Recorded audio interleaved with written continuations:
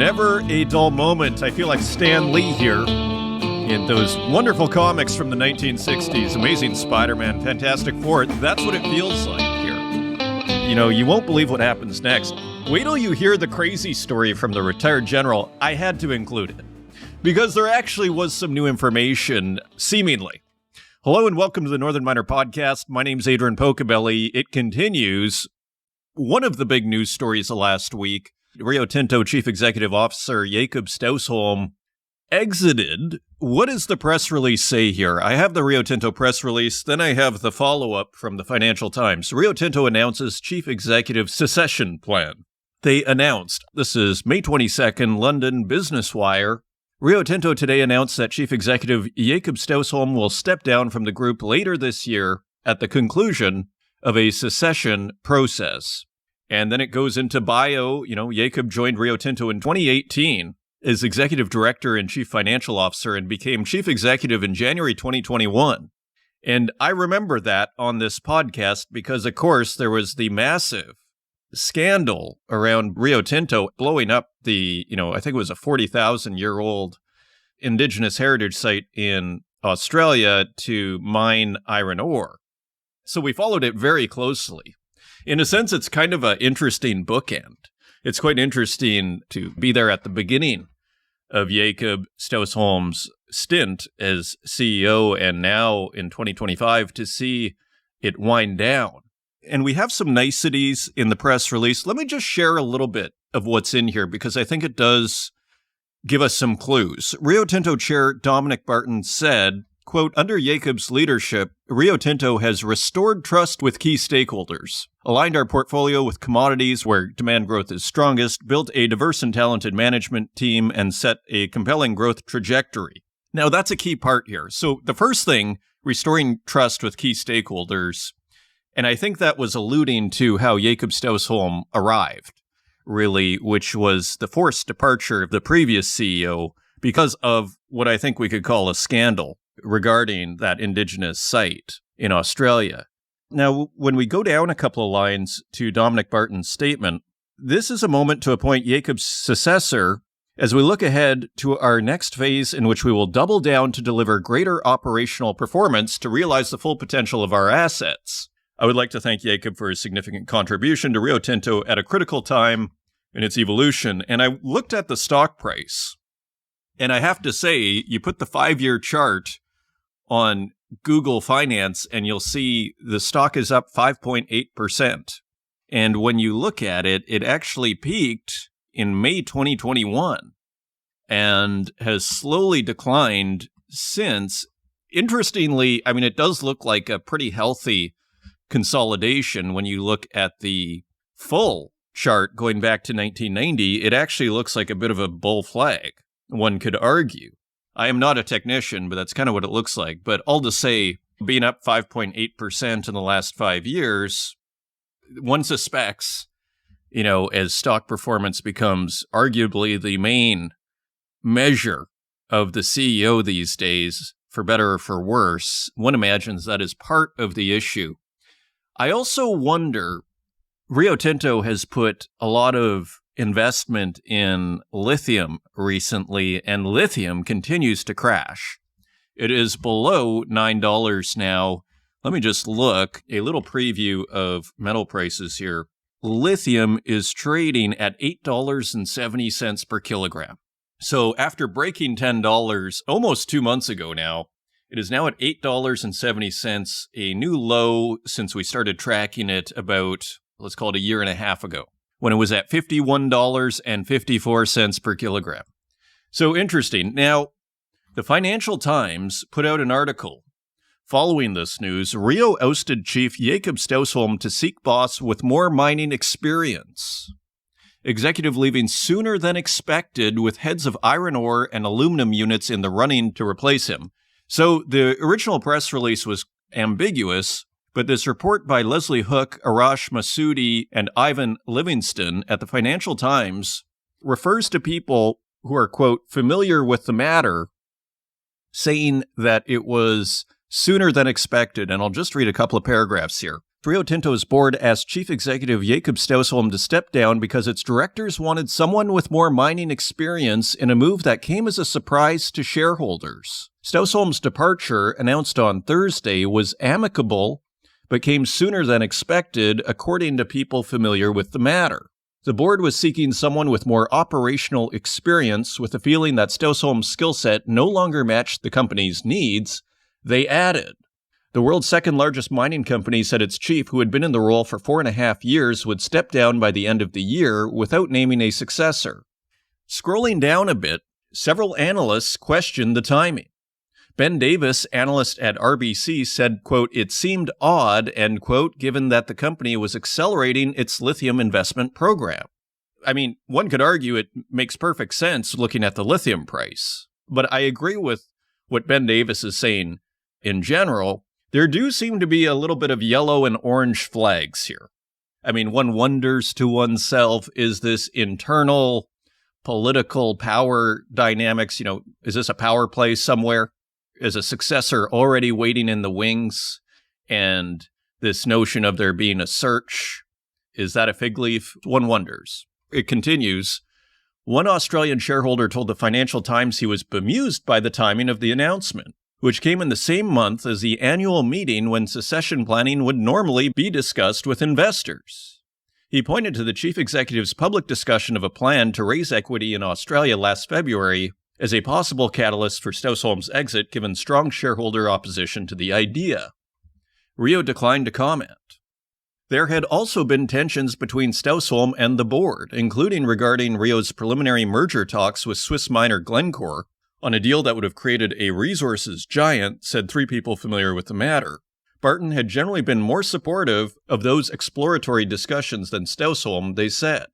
The talks, which started last autumn, extended into early this year. According to two people familiar with the discussions, the two companies were not currently in active deal discussions, they added. But the diverging views between Stausholm and the board over the talks were not a reason for his departure, according to one person. So all sorts of questions are being asked here, and I think legitimately, because it just seems a little odd. It seems to have come out of nowhere, doesn't it? And it seems like with the low lithium price and with the mediocre stock performance, perhaps it looks like this was an opportune time, should the board want to get rid of Jakob Stausholm, to do that. But pure speculation over here, so big news with Rio Tinto, the world's second biggest miner. So continuing on, there is this wild headline, which I couldn't help but share with you here. Now, it has to be kept in mind, this is the Daily Mail, which is, probably one of the most popular websites on the internet. It is a UK tabloid, but it doesn't mean that it doesn't break stories. And I'll share with you just a couple of paragraphs on this story because I do think it's worthwhile to consider. And here it is. Retired general issues terrifying warning about China mining the moon. Power for the entire world. This is Rachel Bowman for DailyMail.com. A retired top Air Force general has warned that China is mining a rare and powerful element from the moon that could give them the upper hand in the new space race. China confirmed its plans to build a nuclear plant on the moon to power the research station it's dreaming up with Russia during an April presentation. The country aims to become a major space power and land astronauts on the moon by 2030. Its planned Chang'e 8 mission for 2028 would lay the groundwork for constructing a permanent manned lunar base. However, Stephen Quast, a retired U.S. Air Force lieutenant general and the CEO of SpaceBuilt, claimed China has already started mining helium-3 from the moon. Helium-3 is a rare form of the gas helium on Earth, but NASA estimates that 1 million tons of it is on the moon. Scientists believe helium-3 could provide nuclear energy in a fusion reactor, but since it's not radioactive, it would not produce dangerous waste. Quast warned during a recent episode of The Sean Ryan Show that if China monopolizes the element, they could have enough power to crack any computer code. If we were to mine the moon for helium-3 at the current level of electricity use, we could power the energy needs of the human race for thousands of years based on helium-3 that's on the moon right now, Quast said. Final quote here.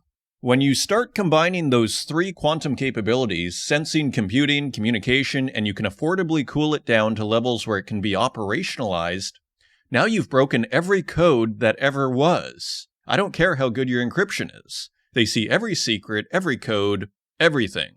So, completely out of left field, but kind of an interesting take, isn't it? I didn't realize that they had plans to build a nuclear plant on the moon. Of course, all of this should be cross-referenced. Don't take it as gospel here, but nevertheless, an interesting report. Now, turning over to rare earths, we have a few interesting headlines, is how I would describe it. We have Financial Times on May 22nd, opinion piece by Alan Beattie. A geopolitical conflict over minerals may finally be a real threat. The latest set of Chinese restrictions on rare earth exports are the most worrying to date, and really goes into the importance of rare earths in the supply chain. Then we also got an opinion piece from Bloomberg, Mihir Sharma, who is a columnist there, on May 25th. China has special access to rare earths from Myanmar. Allowing warlords to funnel critical minerals straight to Beijing is not in the world's interest. And it also goes quite deeply into the story on the importance of Myanmar to the rare earth supply chain. Then we got a story in The Diplomat from Wayne Yan Phyo Nang and Lindsay Fu at thediplomat.com. Northern Myanmar poses a challenge to China's critical minerals strategy. Myanmar is China's top source of raw rare earth elements. As conflict threatens that supply chain, Beijing is moving more directly to intervene in Myanmar's civil war. Now, I scanned the article. It didn't look like we actually learned anything that we haven't discussed here in the last 6 months since we started discussing Myanmar, but it is interesting to see all of these stories appear in the same week. We also got one from Deutsche Welle, DW South Africa. The Dirty Secrets Behind Myanmar's Rare Earths Boom. That's by Mathis Richtman, and that was on May 25th. So by themselves, I wouldn't make too much of them, but put it this way, Myanmar and rare earths, I've been saying, is a huge story for the last 6 months. We're starting to see more discussion about it in Bloomberg, in Deutsche Welle, in The Diplomat. We're seeing a few stories pop up here, which is quite interesting.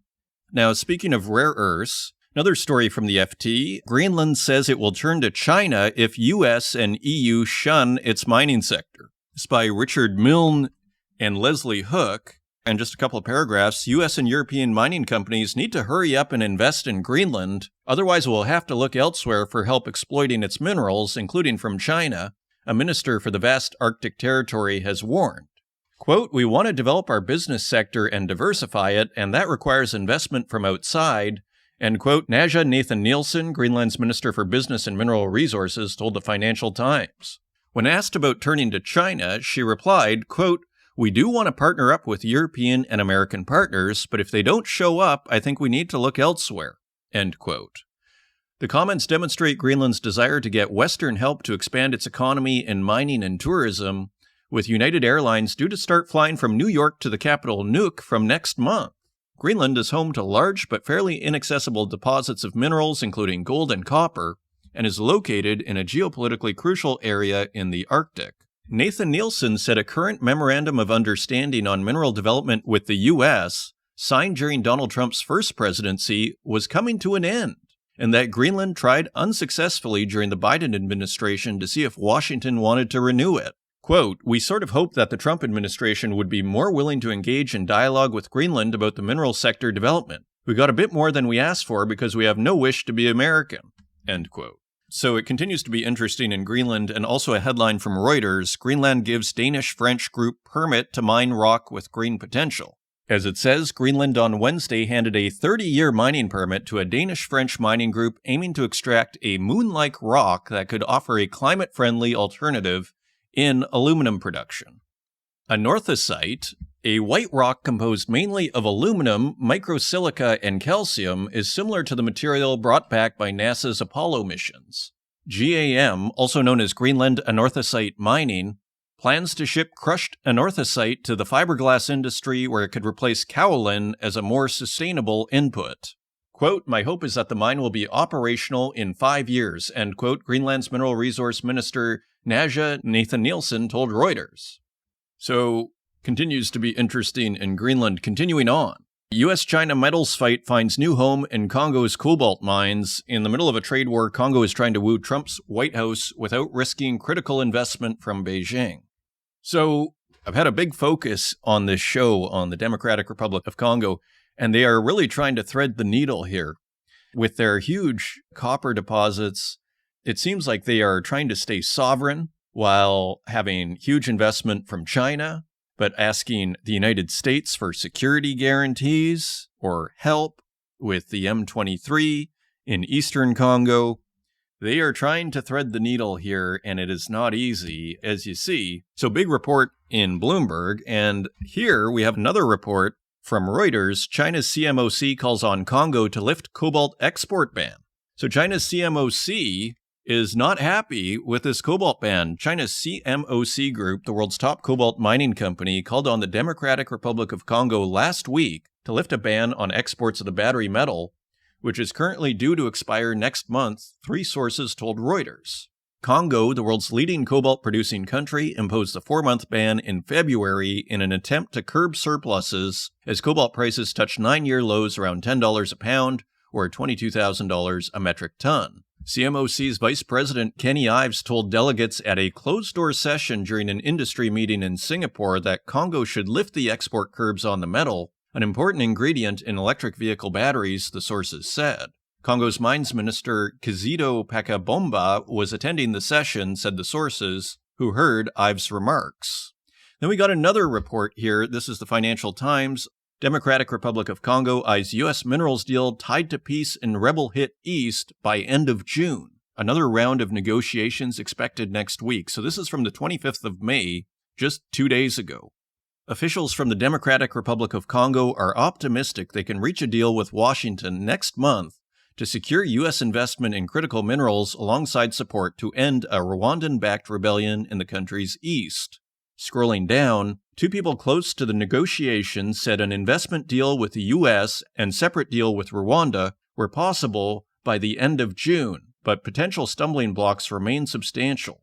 So that continues over there, and meanwhile, in the DRC, M23 rebels welcome ex-President Kabila to Goma amid tension with Kinshasa. This is the Observer out of Uganda. So the previous president has been invited by the M23 rebel group in the eastern DRC, thought to be backed by Rwanda, into the country.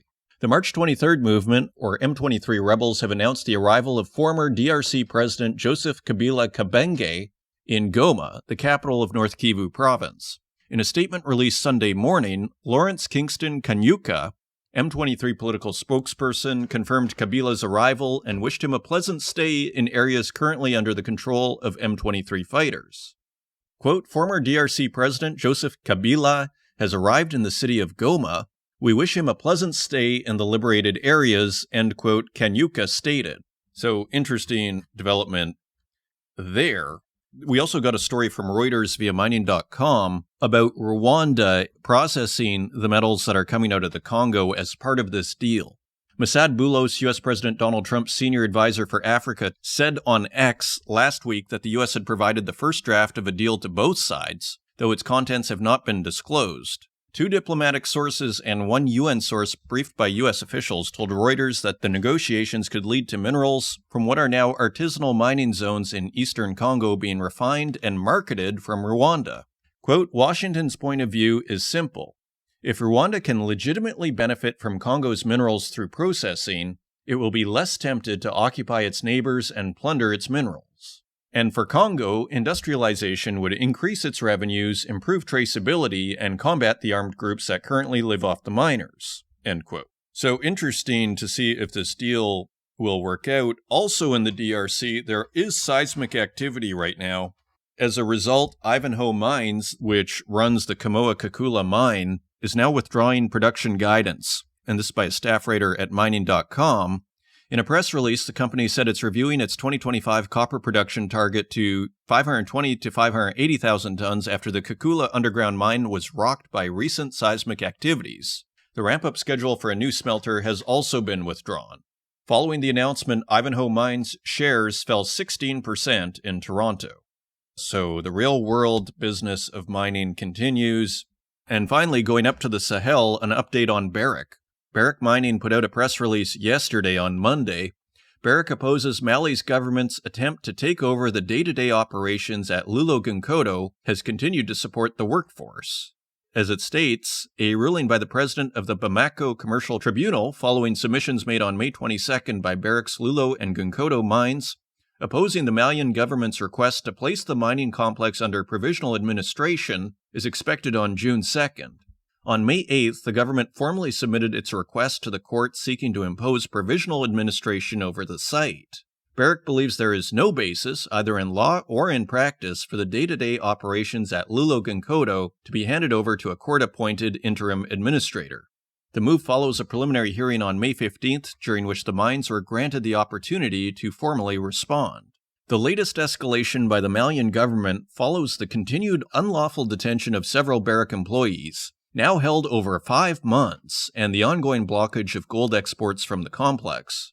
So, Barrick continues to be frustrated by Mali's government. The employees continue to be held, and now it looks like the government is trying to really take over the mine so that they can operate it themselves. So a wonderful episode is in store for you today. We have Cam Currie coming back to discuss gold stocks and also what Cam is excited about, including copper and silver. As well, in this week's Spotlight, we have Endeavour Silver CEO Dan Dickson, who discusses the company's properties in Mexico and Peru. So a wonderful episode in store. If you want to find us online, you can find us at northernminer.com.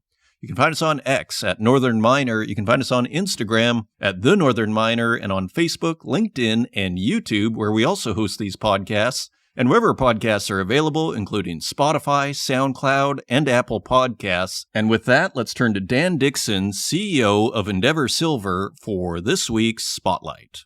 Joining us today, I'm very pleased to welcome to the Northern Miner podcast, Dan Dickson, Chief Executive Officer of Endeavour Silver. Dan, welcome to the show. Well, thanks for having me. It's wonderful to have you, Dan. And silver seems like it's at an exciting point right now. We've seen records in gold being made, yet silver is still trending sideways, let's say. So tell us, for those that are unfamiliar with Endeavour Silver, could you give us a little bit of background on the company and what you guys are up to? Yeah, for sure. I mean, it's good that we talked about silver. Maybe we can get into that after. But as Endeavour Silver, our goal is to be a primary silver producer, and our goal is to become a senior primary silver producer. So what that really means is we think we need to produce about 25 to 30 million silver equivalent ounces per year to be considered that. It's a very small space. We've got about 4 to 5 bigger silver companies that are listed on New York Stock Exchange based out of North America. Again, our goal is to get to that point and we become one of those peers.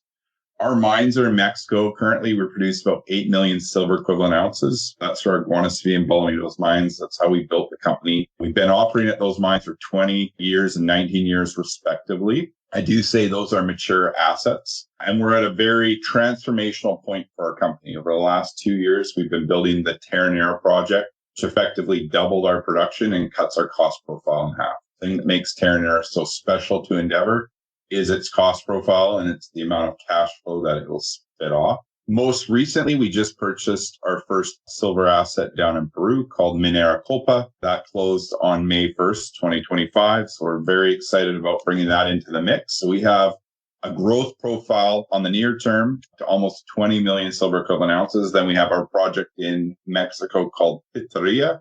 It's one of the world's largest undeveloped silver deposits, with 600 million ounces of silver defined there, plus zinc and lead. So we're very excited. We're in a growth stage for the company and trying to execute this year, like I say, on a near term, and then long term, bringing Pitarrilla into the fold. So hopefully before this decade's out, we're producing close to 30 million silver equivalent ounces.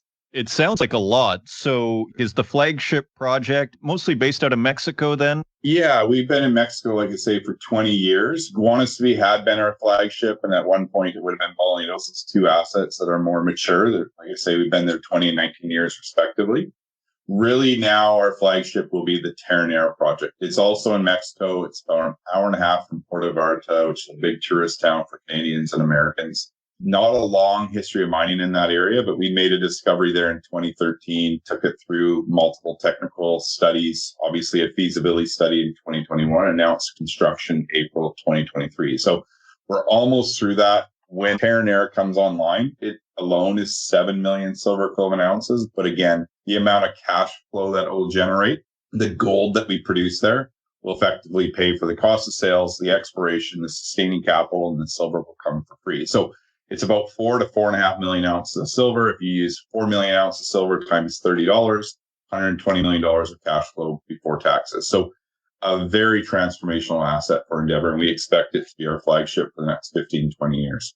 Very interesting. And how are you feeling about Mexico? I mean, we had talk, a year ago or so, or in the last government about issues with open pit mining. Is this an open pit mine? It seems like the sentiment has changed with the government, I imagine, especially with higher gold prices. But how is your sense of working with the government? Yeah, I mean, Mexico historically has been probably a top 3 jurisdiction for mining, and it's got a long history of mining. There was a lot of rhetoric about open pit mining that seems to have died off with the change in presidents. There was an election in June of 2024. Claudia Sheinbaum took office in October. Her predecessor had talked about banning open pit mining, and that's really dwindled down. We're underground mining, so all our assets are focused on underground. Terronera is an underground vein mine, epithermal vein system. Ultimately, Pitarrilla, a lot of people know that as an open pit, and that 600 million ounces would be available through an open pit with oxide transition and sulfides. We've been looking at Pitarrilla as an underground operation. So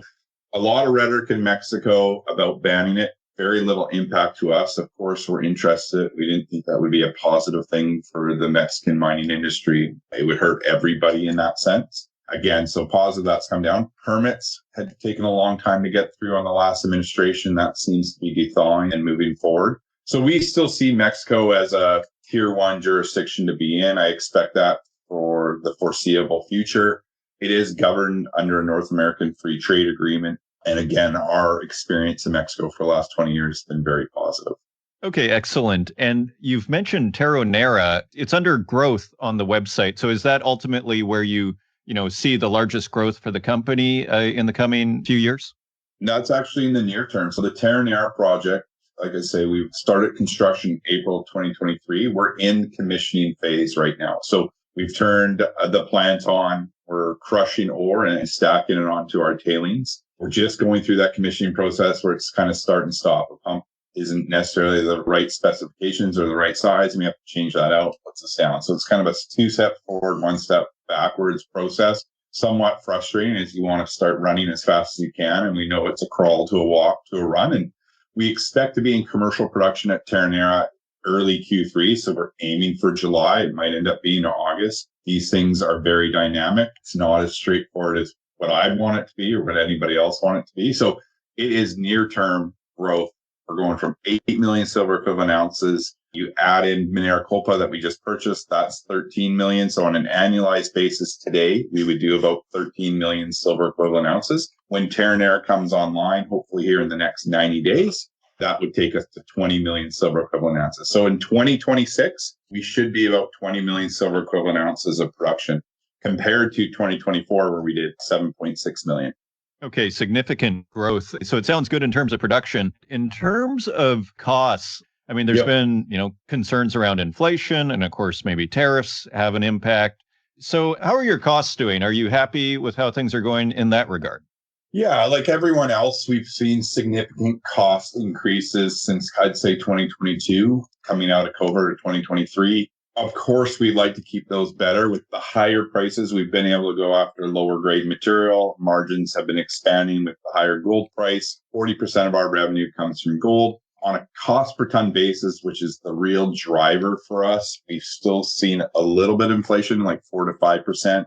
But nonetheless, it's not what we saw 2-3 years ago. For us, Guanaceví and Bolañitos, when I say the mature assets, so we've been there quite a while, it also means where we are in the deposits, a little bit deeper, pumping more water, more ventilation. So they're higher cost assets. And that's just a function of where we are in the life cycle of those mines. For us, bringing Terronera online becomes one of the lowest cost producing assets in our peer space. Again, the gold pays for all the silver. So we're extremely excited about that asset. At Minera Culpa, the asset that we just purchased, similarly, they had seen the same inflationary costs in Peru. That seems to dissipate it. Ultimately, now they have around $22 all-in sustaining costs. They have received an expansion permit to go from 2,000 tons to 2,500 tons. That will help drive costs down on a per ton basis. and ultimately improve that cost structure in Peru. Right now, it would do about $40 million of cash flow. Operating free cash flows $25 to $30 million. It's an asset that we purchased for $145 million. We think it has a 10, 15, 20-year mine life, lots of exploration upside. So there's a lot of work for us to do there to bring those costs down. We think we can do that. And again, with Terronera coming online, it completely changes our consolidated cost structure. So as we start to wrap up here, Dan, what is it that you want investors to know then? Put it all together for us, if you can. Absolutely. Yeah, I think on your initial question or initial thought around silver and where we're sitting, gold's made all-time highs. I mean, today we're sitting around 3,200. Obviously, we've gone into the 3,400 range. Silver has historically followed gold. It lags, catches up, and then overshoots. Right now, we're sitting above 100 to 1 silver to gold ratio. Over the last 35 years, that ratio has been 65 to 1. During the last financial crisis in 2011, the ratio got down to 32 to 1. I'm not suggesting that the ratio will go to 32 to 1. Ultimately, I think we get reversed to the mean and get to the 65, 60, and even to the 50s. The whole story around silver over the last 3 years and the movement from $17 silver to $33 silver, where we sit today, has been an industrial demand story. So significant growth in industrial demand in silver from solar panels, electrification, the greenification, reducing carbon emissions. And that's been great. The flip side to silver is a precious metal. When the monetary story comes back in for silver, there's a much smaller piece of the pie from an investment standpoint. So I expect silver to hit its all-time high of $50 and go beyond that. And so that's kind of the backdrop behind Endeavour. Again, we're a mid-tier silver producer. We're in Mexico and Peru, based out of here in Vancouver. We have significant growth inside our own company. Again, taking Terronera into commissioning this past week, hopefully into commercial production in Q3. That grows our production profile from 13 million silver equivalent ounces to 20. And then behind that, we have one of the world's largest undeveloped silver deposits at Pitarrilla. We are working towards bringing Pitarrilla through a feasibility study, hopefully move our development team from Terronera over to Pitarrilla with a construction decision. And like I say, before we get out of this decade, so by 2030, hopefully we're at 30 million silver equivalent ounces, real growth, attaining our goal to become a senior silver producer. So it's a great time for Endeavour. We have a lot of work ahead of us. But like I say, we're very excited about it. Dan Dickson, CEO of Endeavour Silver, thank you for joining us and sharing everything you're working on at the company. Thanks for having me. And thank you once again to Endeavour Silver for sponsoring this week's episode of the Northern Miner Podcast. If you want to learn more, you can visit them at edrsilver.com. Turning to the website. A very interesting headline here as we return to rare earths. Neo Performance Materials exits separation facilities in China. This is Reuters via mining.com. Neo Performance Materials said on Thursday it has exited its China separation facilities as the Canadian rare earths company aims to reduce geopolitical risk and price volatility while expanding in Europe and North America. The exit concludes a strategic review it launched last year. The company said it sold its majority stakes in 2 Chinese separation facilities, the value of which was not disclosed. And we have a statement from the company, quote, "The company is scaling its European magnet operations and evaluating additional supporting capabilities such as heavy rare earth separations," end quote. Neo expects its permanent magnet facility in Europe to be completed on time and on budget and start commercial production in 2026. So interesting why they would feel the need to exit China. And continuing with China and rare earths, Chinese customs caution slows some rare earth magnet exports. This is also Reuters via mining.com, and this came out yesterday. Chinese customs are holding up some shipments of lower performance rare earth magnets used in appliances and consumer electronics because of confusion over how to apply Beijing's export curbs, according to 3 sources.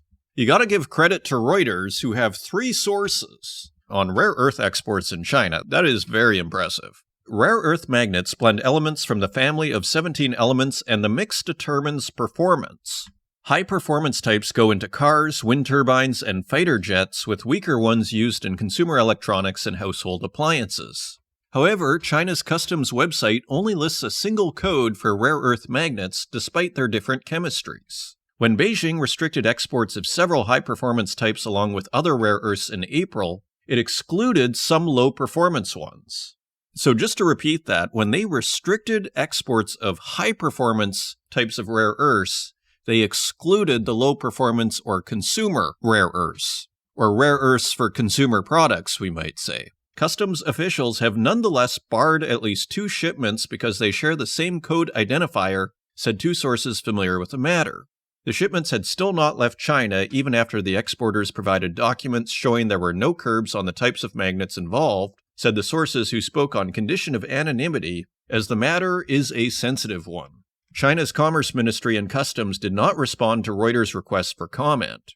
European auto parts and appliance maker Bosch said bottlenecks in the supply of rare earths key for both electric motors and consumer goods were affecting its suppliers, who had to furnish a lot of detailed information to get export licenses. So that is fascinating as well, as this is the first report I have seen from a consumer appliance maker saying that their suppliers had been affected.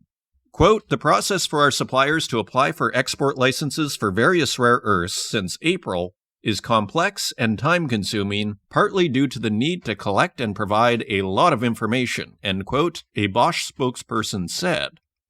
Not all exports are affected by the customs delays, however, with officials of appliance makers Electrolux and Smeg both telling Reuters they were not facing issues. Customs data shows China's exports of permanent magnets fell 51% to 2,626 tons in April, the first month of data following the curbs. Exports were 15,267 tons in the year's first quarter. Very interesting there, and also on the rare earths front, we have a headline from Christy Batten at mining.com. Australia's minerals stockpile to tackle distorted rare earths market. Rare earth and lithium producers are cautiously backing the Australian government's proposed critical minerals strategic reserve amid fresh details and ongoing concerns over its design. The federal Labor government, re-elected in May, first announced a $780 million initiative in April during the closing days of its campaign. The plan aims to establish a stockpile of critical minerals to bolster national and allied supply chains. Initially met with limited detail and skepticism, the policy has started to take shape. Australia's only neodymium-praseodymium producer, Lynas Rare Earths, was among the first to raise concerns. Managing Director Amanda Lacaze told the Australian Financial Review in April that the reserve could distort pricing and undercut domestic producers. Speaking last week at a mining event in Perth, Resources Minister Madeleine King pushed back on that criticism. Quote, "It's been interesting, to say the least, to see some commentators claim that the government will distort market prices when these markets aren't functioning properly in the first place," end quote, she said. King announced that the reserve could be operational by July 2026. She said the government may accumulate small, temporary stockpiles of select critical minerals, depending on market conditions. Quote, "Offtake agreements are intended to secure supply of priority minerals for strategic reasons. But naturally, certainty of offtake may also help in some cases. I would expect the reserve will generate cash flow from sales to key partners and deliver a return to government," end quote. Continuing on, South Africa, U.S. will discuss critical minerals, Ramaphosa says. So this report came out before the visit of South African President Cyril Ramaphosa to Washington. So this is Reuters via mining.com. So one imagines that took place, although you didn't see it in the headlines that followed. Continuing on, U.S. Steel to remain in America, form partnership with Nippon, Trump says. This is Reuters via mining.com. U.S. President Donald Trump on Friday announced that U.S. Steel and Japan's Nippon Steel had agreed to form a, quote, planned partnership, end quote, that meant the American steel company would remain in the country, headquartered in Pittsburgh.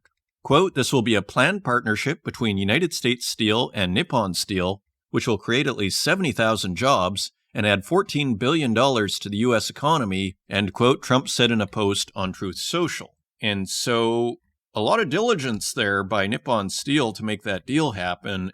Continuing on, Emirates Global to build U.S. aluminum plant touted by Trump next year.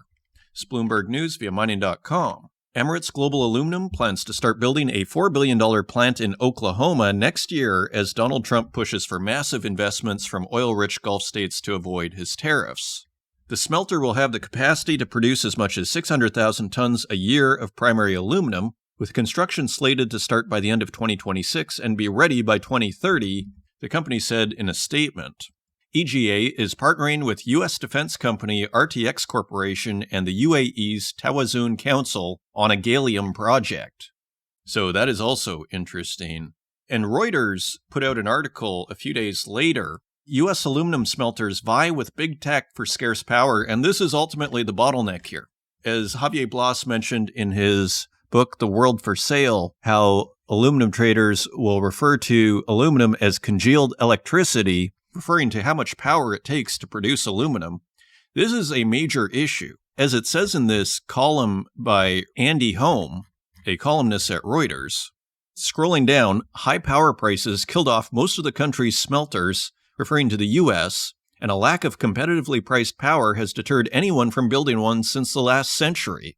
It doesn't help that any smelter project must compete for electricity with tech companies willing to pay almost anything for their power-hungry data centers. So this is going to be probably the big stumbling block here, is the cost of power. Continuing on, platinum price rockets to 2-year high on strong Chinese demand, tightening supply. This is Reuters via mining.com. So platinum is up 20% this year.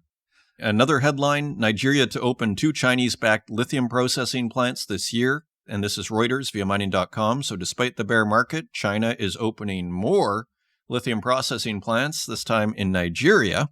As it says here, the facilities, largely funded by Chinese investors, could help transform Nigeria's vast mineral wealth into jobs, technology, and manufacturing growth within the country. I mean, one wonders to oneself, is the whole idea here is, hey, we'll put your BYD factory in Nigeria, you produce the lithium there, you can make the batteries, and then we'll sell them locally. It seems like the common sense thing to do here. And just a couple of more, Canada's new energy minister vows to speed up permitting, reset industry relations. This is Reuters via mining.com, and we're going to have Stephen Stewart on next episode discussing how things are going in Canada for mineral exploration and mining companies. Canada's new natural resources minister, Tim Hodgson, vowed to speed up the permitting process for major projects on Friday in a speech welcomed by oil and gas executives eager to see Ottawa reset its regulatory approach to energy development.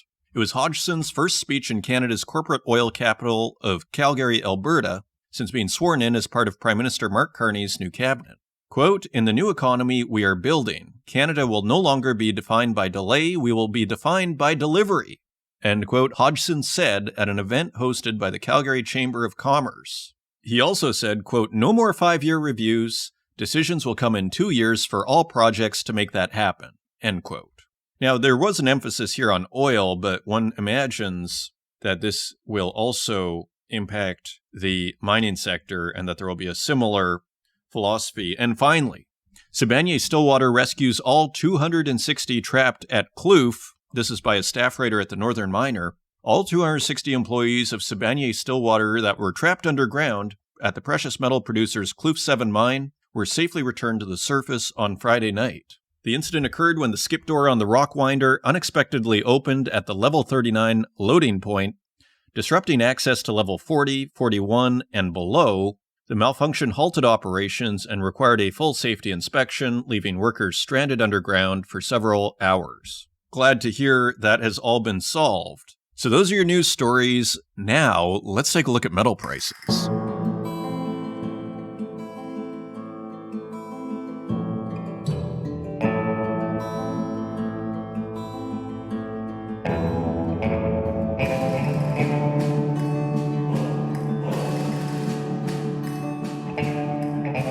And turning to metal prices, let's take a quick look at the bond market for context. The U.S. 10-year bond is yielding 4.47%. That is 0.02% higher than last week. The UK 10-year gilt is yielding 4.68%.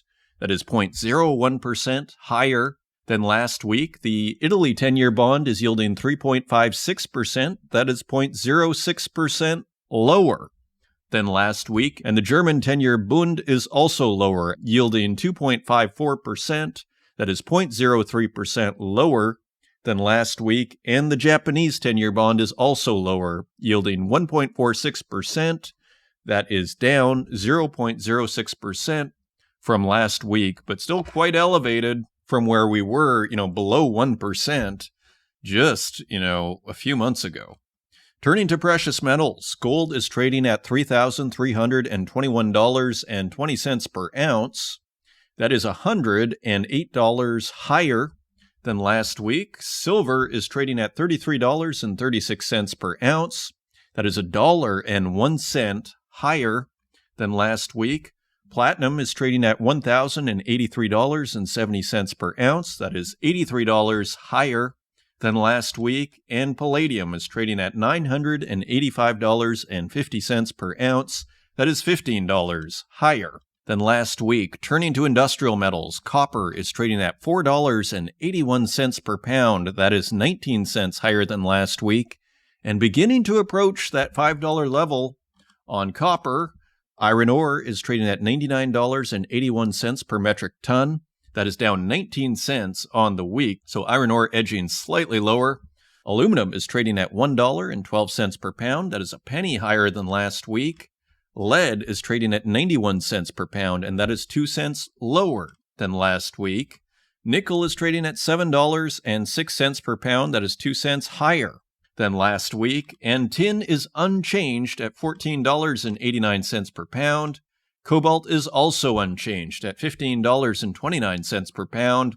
Lithium is lower at $8.70 per kilogram. That is 13 cents lower than last week. Uranium is also lower at $71.55 per pound. That is 5 cents lower than last week. And zinc edges higher at $1.23 per pound. That is 2 cents higher on the week. Zooming out, precious metals catch a bid, with platinum a standout, and gold also really not doing too badly here considering the run-up that it's had. Silver looking healthy as well, above $33. Copper also looking a little threatening there at $4.81 per pound. Otherwise, industrial metals trend sideways.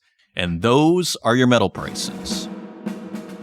Coming up, I'm very pleased to welcome back to the Northern Miner Podcast Cam Currie, Senior Investment Advisor at Currie Metals and Mining at Canaccord Genuity. We discuss gold, silver, copper, and the stocks associated with them, as well as the conference Canaccord Genuity had in Nevada and what people are talking about. It was a great discussion. I hope you enjoy it, and I will see you on the other side.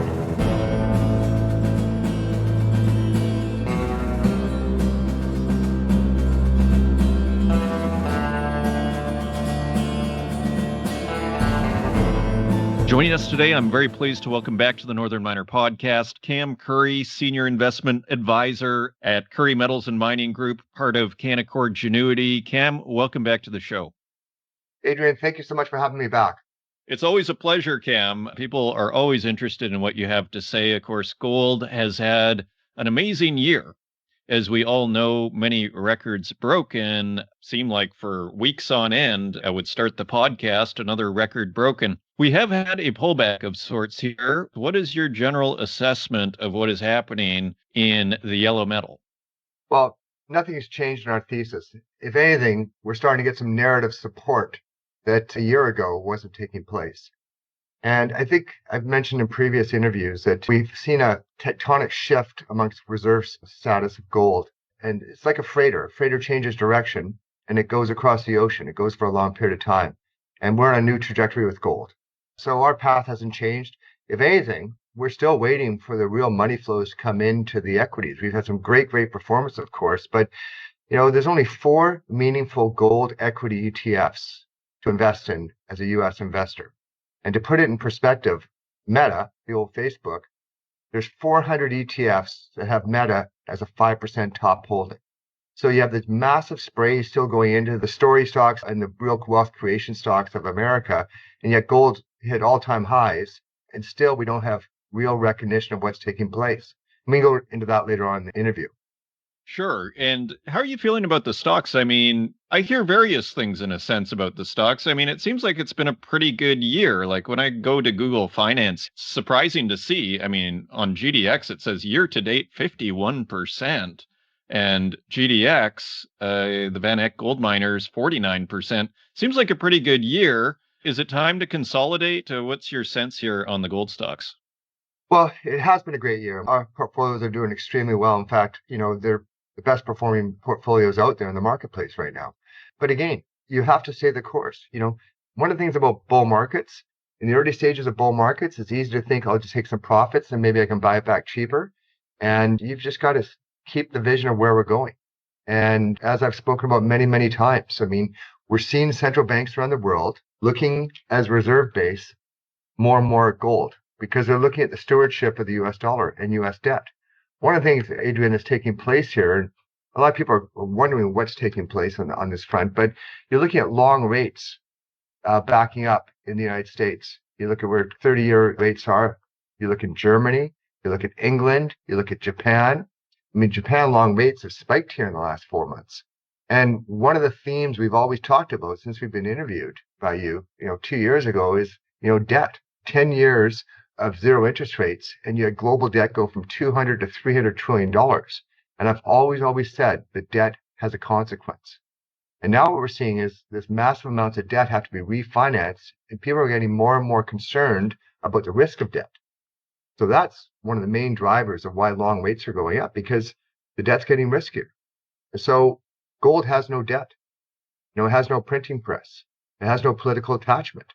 And so people are looking at, you have the US dollar, for example, you have the euro, and you look at gold. Gold's looking more and more attractive. And it's a reset that's taking place. And I think in a lot of ways, the US still is not recognizing it for what it is, because the US exceptionalism is alive and kicking. And so I didn't even put a price on gold. I've been asked many, many times, what price do you put on gold? And even David Einhorn was interviewed last week, Greenlight Capital, and he was talking about gold 3,800. But he said, but with the treasury markets and the long rates going up and debt becoming a worry, we could see materially higher gold prices. And I think we're going there. Yeah, it's quite interesting. I mean, with the bond market looking shakier than we've seen, say, at least in the last, since I've been paying attention, the last 15 years and apparently longer, it seems to me that the big challenge for a lot of people out there these days is really beyond trying to grow your wealth, is really to keep it.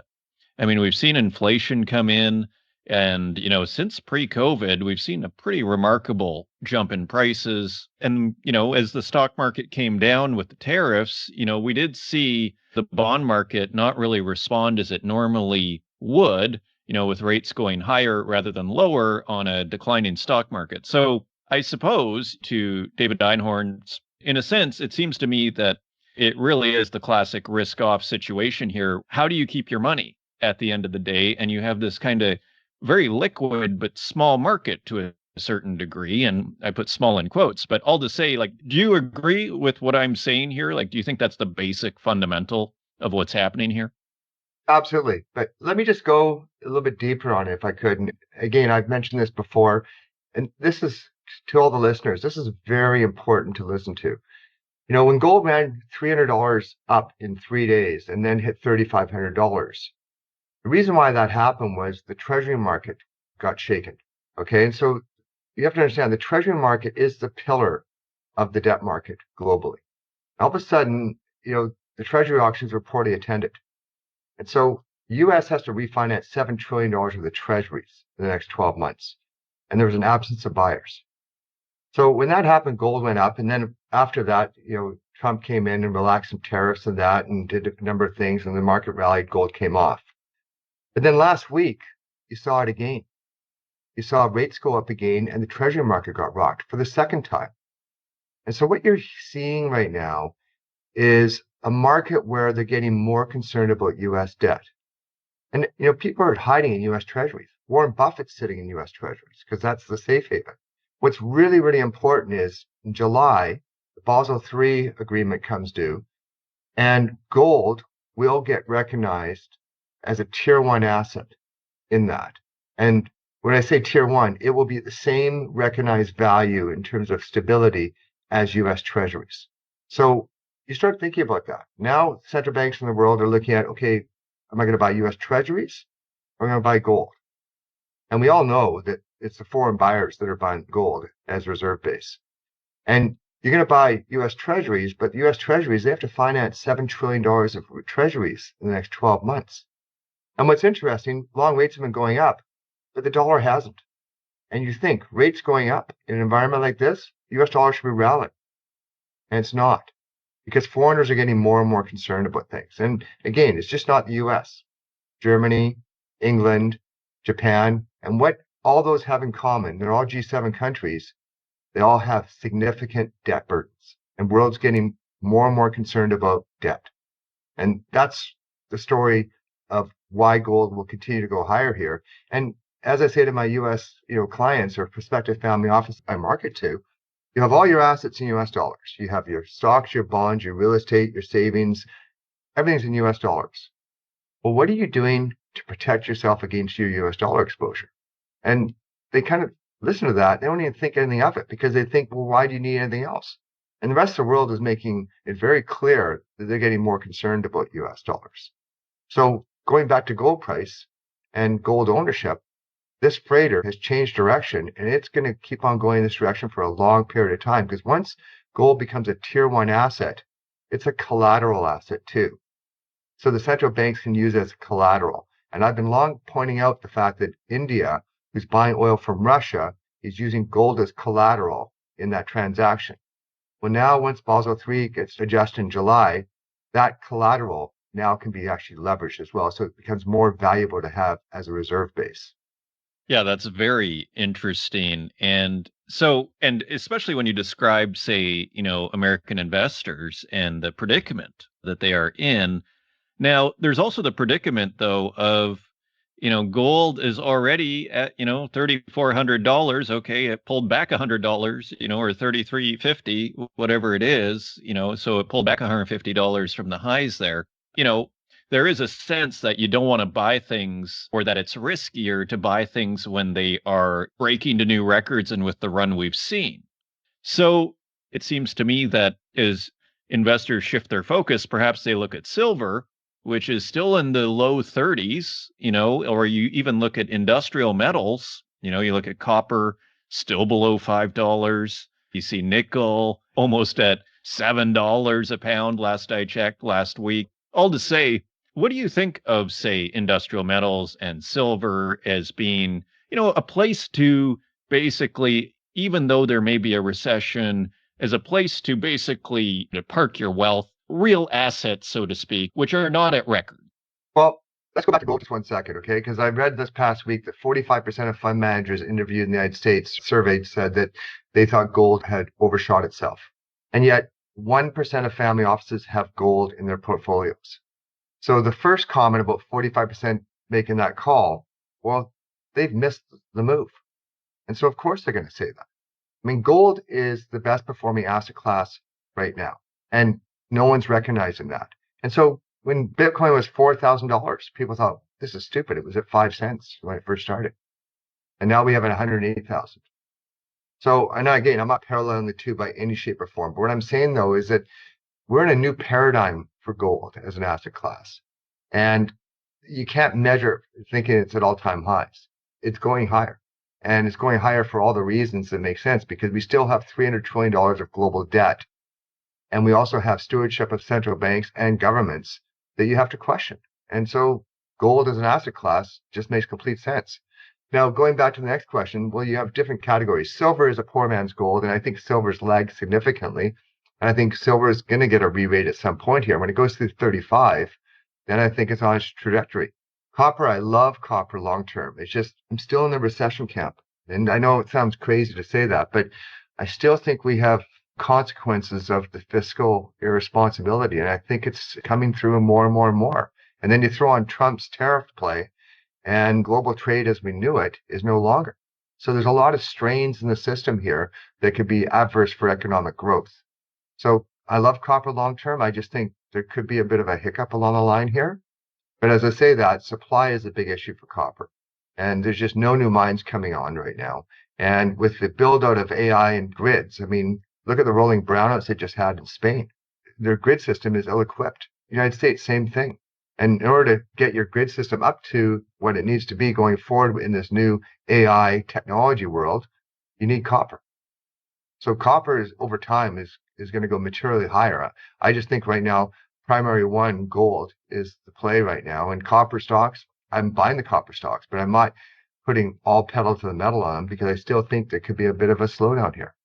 Right. So, in a sense, from a value perspective, should we get a recession, as you are suggesting we might, that might be the time Mhm. to, dig in, so to speak, on that industrial metals play, so to speak. Absolutely. And the thing about the copper, you've got a lot of these companies still with a lot of debt. Their break even on copper production is 325, 350. Whereas you look at some of the gold companies and look at Agnico Eagle, for example, they're debt free. Okay. You start looking at a number of these other companies and Lundin Gold, I think they have 800 million US in their balance sheet right now. They're debt free. The profitability of the miners right now at our conference, Canaccord just had our third annual mining conference down in Nevada. And a number of the panels, for the first time, you're hearing these developers or small developing mid-tier producers talking about dividend policies and buybacks of stocks. Because a lot of these companies a year from now at this gold price are going to be debt free. Now, what's going to happen when the US investor starts looking at stocks that are paying you a 3.5%, 4% dividend, trading at 10 times PE multiple and debt free, and margins of 80 to 100%? I mean, the generalist funds are going to have to own it. And they really haven't woken up to this. So the fundamental status of these companies has never been in a better position. And yet we still don't have people talking about having gold stocks as part of your portfolio. One of the problems I think has been is that Newmont and Barrick have been the poster childs to the US investors, and they haven't been the best performers. And so people look at that as a measurement of the industry, when in fact you look at Agnigos, the Kinross, the Lundin Golds. I mean, we're up 200% on those. So it's a fundamental story. And I think people have to put their head down and just forget they own their gold stocks. And those that don't own them, they have to find people that know how to direct their wealth into the right companies. And in previous times we've had conversations, you mentioned the mid tiers as being in a bit of a sweet spot, so to speak. Are you still there? Where, in a sense, as far as, precious metal stocks or gold stocks, I suppose in particular, are you still most excited about the mid tiers? With the mid tiers, the developers, the companies are going from, under construction, building a mine, like Montage, for example, in Cote d'Ivoire. They're well underway into their construction, and there'll be a 350 to 400,000 ounce producer, which is a tier one asset. And valuation wise, you compare it with a Lundin Gold, for example, that's producing 500,000 ounces debt free. And there's a very significant discrepancy in valuation matrix. So as you build these things and unlock the value, you get the re-rates. So we're staying long on our mid tiers and that, but we're also adding to the positions of the developers because that's the direction of where we're going. And money flows are going to come into these things. Going back to it, Adrian, you look at the ETF flows. The seniors and mid tiers are indexed, but a number of these developers, as they get into that market cap and as they execute on their programs to develop and build mines, then they get into the indexing. And the indexing has a significant impact on their valuations. And a lot of these companies aren't indexed yet. So there's the value proposition. I never cease to be amazed at how, in a sense, the financialization, how big of an impact it can have on, the valuations of these stocks. But it stands to reason, doesn't it? I mean, if most people are buying the index or the ETFs, I mean, it just stands to reason if the company is in it, then it will benefit. You mentioned Cote d'Ivoire. How are you feeling about jurisdiction? I mean, we've seen everything that's happened, say, in West Africa. I mean, it really depends on the country. Say, in the Sahel, things haven't been going very well, in a sense, when you think of Barrick. And there is a sense of resource nationalism that is increasing, say, in the last, I'd say 18 months in particular. How is that factoring into your investment decisions? Well, it's always a risk profile you always have to look at. And you talk to the West African producers, and the Australian investors have no problem with the West Africans. They've made a lot of money there. And there's not many jurisdictions in the world where you can have a discovery and have that asset in production in 7 years. So there's risk, geopolitical risk in these areas. A lot of it's noise because reality is these mines create a lot of revenues for governments. And so you're not seeing, nationalizations of assets and things like that, these countries, because they recognize foreign investment into their gold assets, unlock value, create employment, and create revenues for the governments. Risk is a funny word because I look at some of these assets in North America. and the permitting timelines on these companies. Some of these guys who have 43-101 significant assets, they could be 250,000 ounces of production, but they're 2 years away from getting their final permits, and then they're 2 years of construction. That's a 4-year timeline. So there's a lot of risk of cycle when you're looking at a 4-year timeline. So I would argue that there's a lot of risk in North American assets in that respect because the timeline takes so long. Whereas West Africa, which has its noise risk and geopolitical risks, you can get something built and unlocked very quickly. You just have to determine how much risk you're willing to accept and how much you're willing to put aside the noise that comes with some of your investment arenas. Very interesting. And in terms of the explorers, there is a sense that, the spigots are opening, but really financing has still been challenging. I imagine with the gold price at what it is improving. I mean, you're just at the Canaccord Genuity conference in Nevada. What is your sense of explorers and that whole domain? Well, the appetite for explorers is still minimal. The reason being is you're looking at the unlocking of value of some of the developers and smaller producers. There's still a lot of value proposition. They're trading at 0.2, 0.3 times NAV relative to this mid-tiers and seniors at 1 times NAV. So I still think there's a catch up in that part of it without having to go to a risk. When you talk about explorers, you talk about, you have brownfield explorers, which are old assets or assets that are developing with exploration upside, or the grassroots, which is, complete, needle in the haystack opportunities. And I think, looking back on these companies the last couple of years, the explorers, the grassroots, they've been decimated because there's no money going to the space. So a lot of them share prices are down significantly.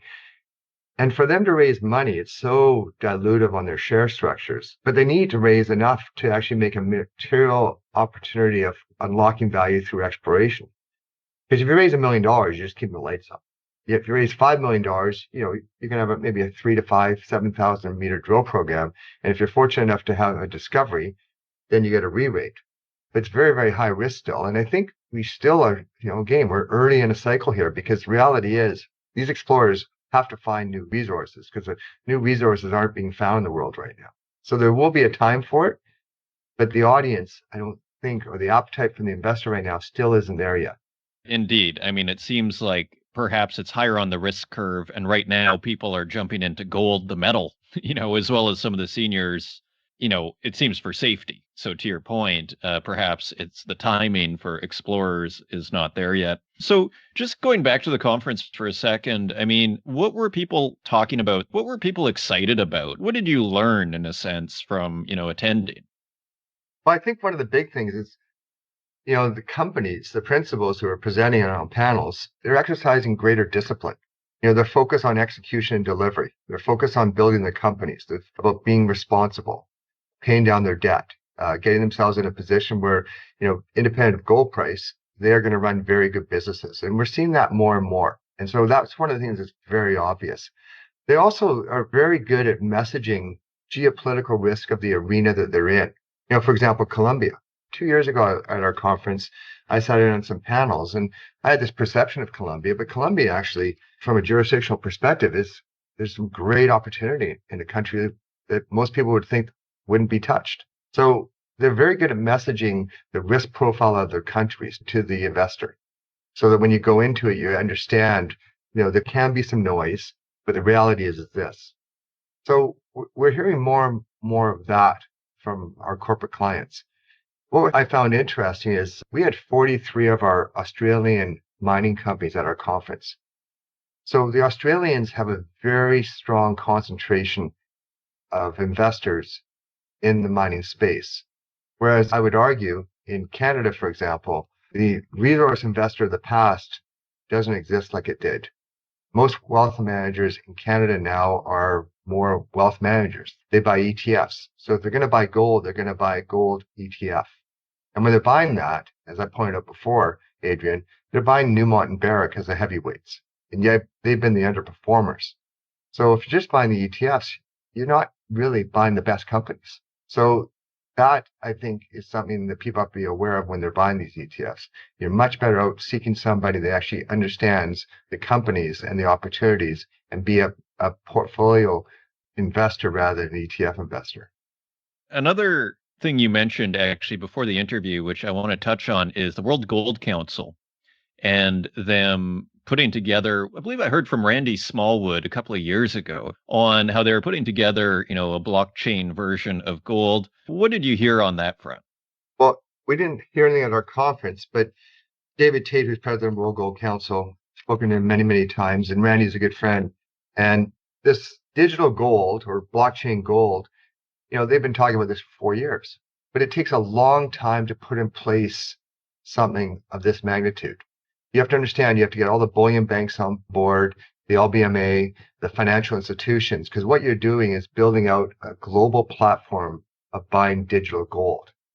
And what I find fascinating is that it's been talked about, but most people go, yeah, I've heard this. Yeah, whatever. It's not going to happen. Well, now you're starting to see World Gold Council starting to float some ad campaigns on the blockchain digital gold, which tells me they're getting much, much closer. And the significance of this is look at the narrative and look at the focus on Bitcoin. Look at the ownership of Coinbase and MicroStrategies. MicroStrategies, which is a Bitcoin holder of Michael Saylor's company, is trading at 4 times the book value of its Bitcoin holding, which is crazy. But because there's so much narrative towards Bitcoin, the money's sprayed into companies like that. So here we have gold, which is going to become a digital product like Bitcoin. And about 6 months ago, Van Eck of Van Eck ETFs, they were talking about difference between Bitcoin versus gold, the debate that's kind of gone away in a lot of ways. But what he did say was Bitcoin is now the digital gold.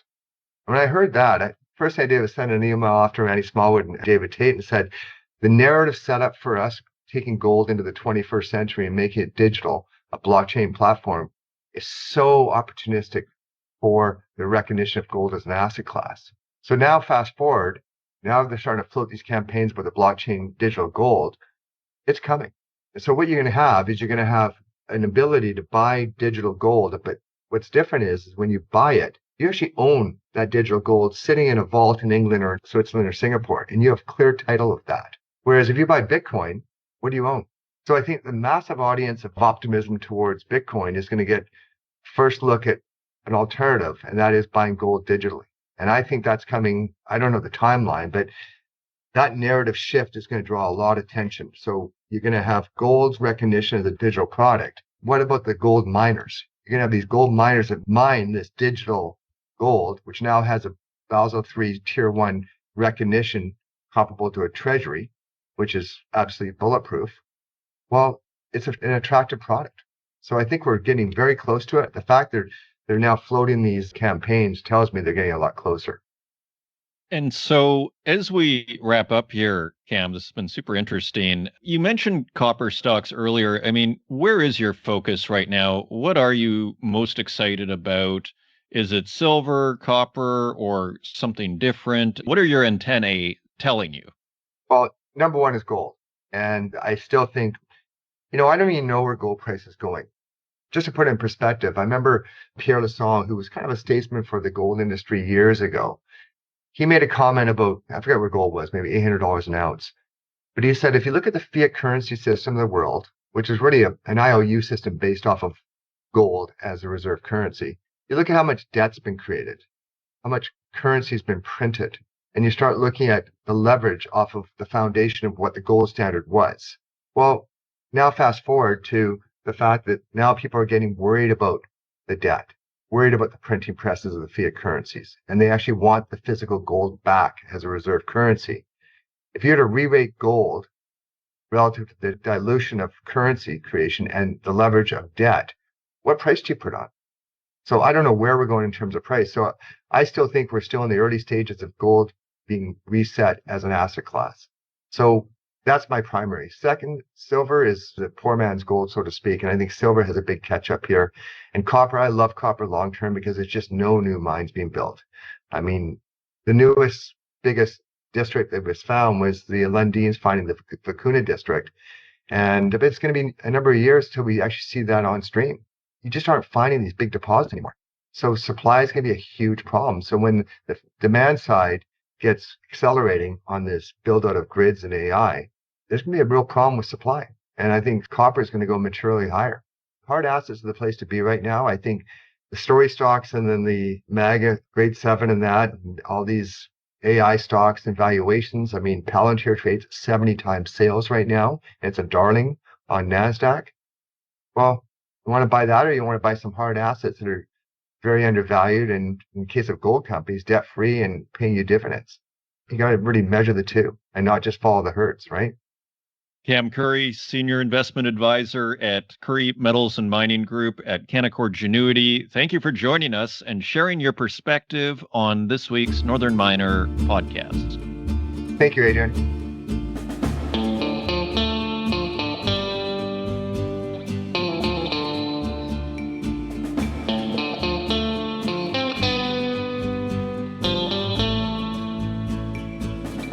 Thank you once again to Endeavour Silver for sponsoring this week's episode of the Northern Miner podcast. You can learn more by visiting edrsilver.com. Also, thank you once again to Cam Currie for appearing on this week's episode. And thank you, dear listener, for continuing to support this program. If you want to help out the podcast, please leave us a review in the Apple Podcast directory, share it with your friends, and until next week, take care.